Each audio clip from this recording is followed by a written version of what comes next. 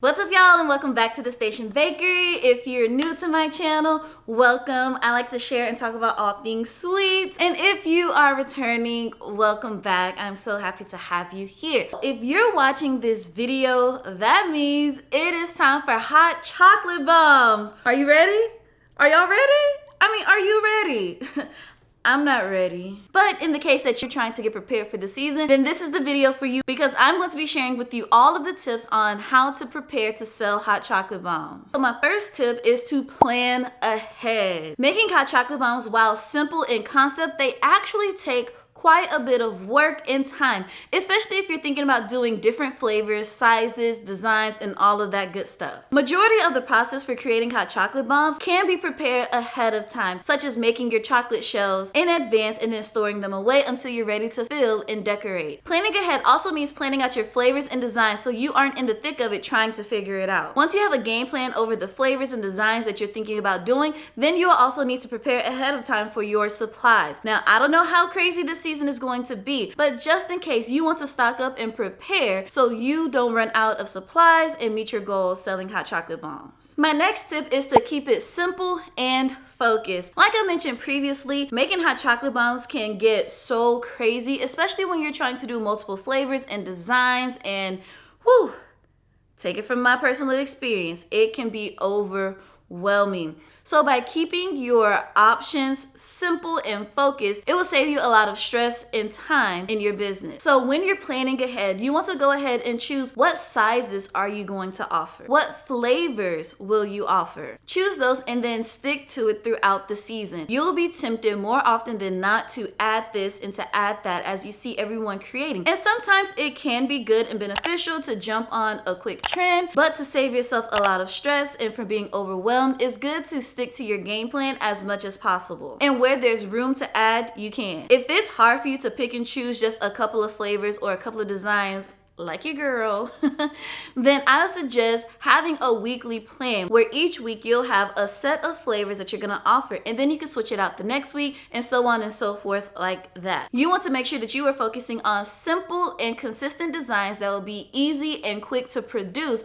especially if you're someone who's planning on taking on a lot of orders for them. This next tip is really important, especially if you were trying to sell and make a profit and make a business out of selling hot chocolate bombs. Know your pricing and your limits. Before you start selling, before you start advertising, cost out your ingredients, cost out your recipes, and everything that goes into making your hot chocolate bombs. I have a video here talking about how I price out and how to sell hot chocolate bombs. That'll be very helpful for those of you who are just starting out. If you're looking to do this to bring in some extra cash, the first thing that you want to do is to make sure that you're making a profit so that you're actually reaching your goal of bringing in extra cash. Here's a quick tip to help you with selling. Packaging matters. So plan ahead what packaging you are going to use. Along with the packaging, decide, are you going to sell your hot chocolate bombs as singles only? Are you going to sell them in packs of 3? Packs of 4, 6, 12. You need to know and plan all this information out ahead of time and plan and prepare for the proper packaging. And as always, be sure to factor in that cost into your pricing. It's easy to get caught up in the overwhelming success of having tons and tons of orders.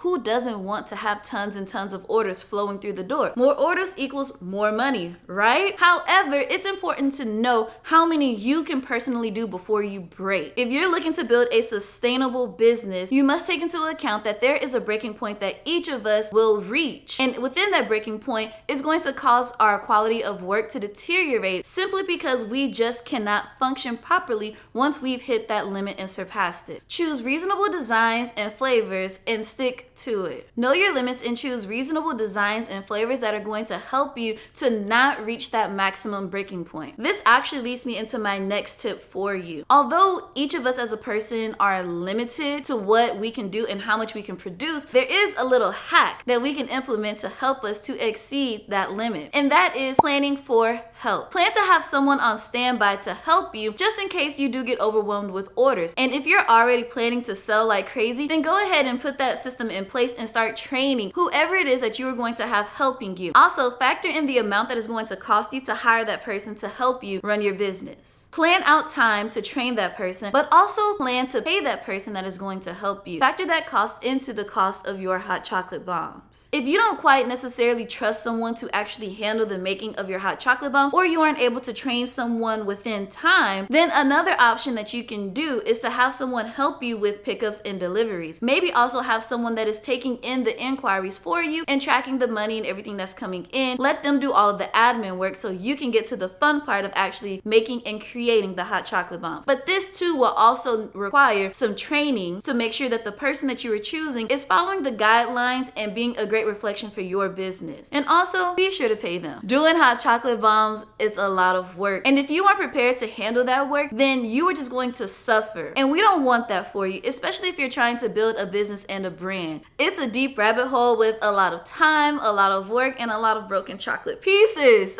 I hope that this video has helped you to prepare for selling hot chocolate bombs. If it has, please be sure to give me a big thumbs up. Let me know in the comments below, are you considering selling hot chocolate bombs? If you're ready to go forth and start selling hot chocolate bombs, be sure that you check out my hot chocolate bomb playlist, plus my Etsy shop for a lot of goodies on recipes for hot chocolate bombs, plus a lot of tips and tricks on how to create them, design ideas, the whole shebang. It'll all be linked in the description below. And if you haven't subscribed yet, go ahead and hit that subscribe button because you don't want to miss out on all the fun videos that I have coming up for you next. And until next time, guys, peace.